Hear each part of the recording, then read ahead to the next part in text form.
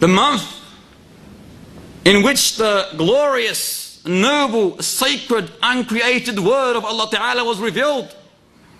Ramadan, in which the gates of paradise are open wide. The gates of hellfire are locked and the devils are chained. As Muhammad sallallahu alayhi wa sallam said, إِذَا جَاءَ رَمَضَانَ فُتِّحَتْ أَبْوَابُ الْجَنَّةِ وَغُلِّقَتْ أَبْوَابُ النَّارِ وَصُفِّدَتِ الشَّيَاطِينَ. If Ramadan appears, the gates of paradise are open, the gates of hellfire are locked, and the devils, the accursed devils, are chained. This is a special distinction of this blessed month. As we see many people in Ramadan are more inclined to worship than other months, paying greater attention to the recitation of the Qur'an, to remembrance of Allah Ta'ala, to becoming better people. Their morals become better, more elevated. They seek more pardon for their sins in Ramadan. They give more charity in Ramadan. Out of Ramadan, they always got a frown face. In Ramadan, they got a smiling face to their brothers and sisters. Why? Because it's a month of mercy, a month of reward. As Muhammad ibn Abdullah sallallahu alayhi wa sallam said, that the exalted and majestic said, every act of the son of Adam is for him, except as-siyam, fasting, for it is exclusively for me and I will reward him for it. Fasting is a shield. So if any one of you observes fast, let him not indulge in obscene language, nor raise his voice. And if anyone reviles him, abuses him, or quarrels with him, he should say, I am fasting, I am fasting.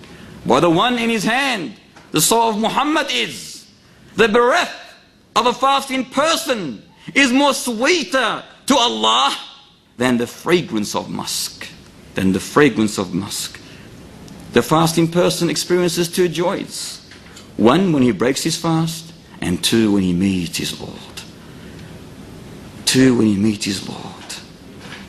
Two, when he meets his Lord, dear creatures. We are all going to meet our Lord, are we not? Absolutely. Two, the fasting person is happy when he meets his Lord. This is an authentic narration in the Sahih.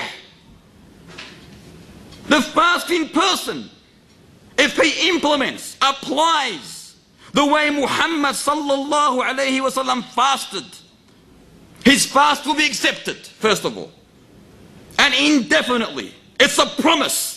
Because this hadith is Qudsi. That he will meet his Lord while he is happy. And Allah happy with him. Allahu Akbar. How nice is this? Allahu Akbar. Do you not want to meet Allah Ta'ala with a big smile on your face? And likewise he, likewise, is happy to meet you? Well, the hadith is there. This is all for the fasting person.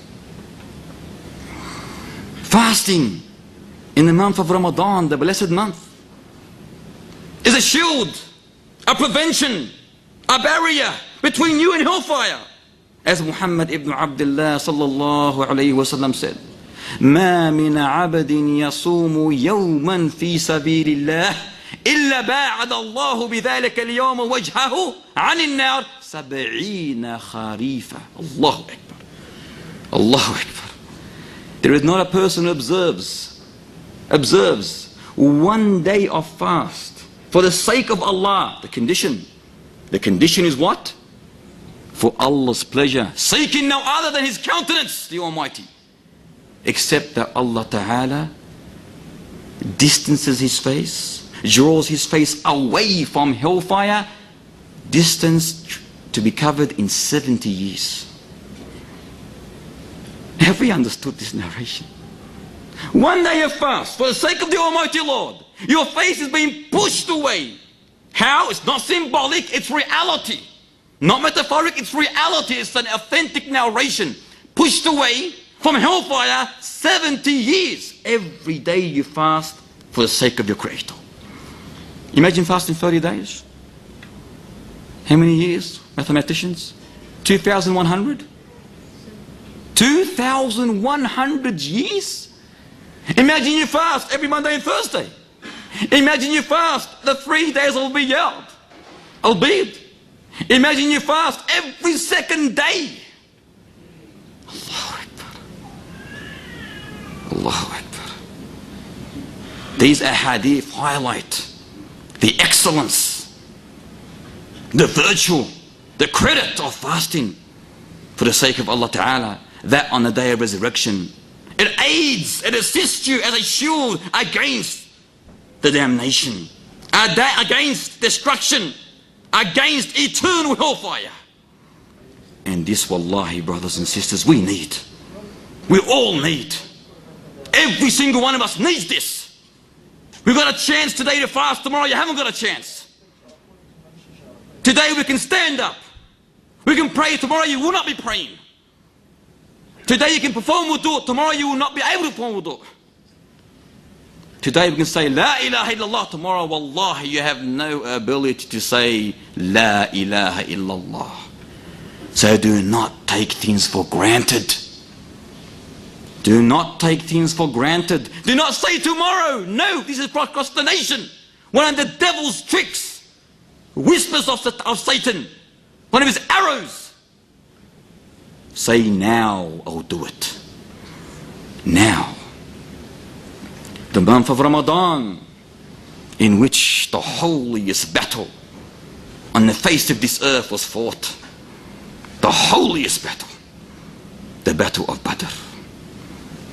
A battle in which the forces of truth, the soldiers of Allah Ta'ala, the powerful, courageous, brave soldiers who outnumbered by 3-1 defeated an army.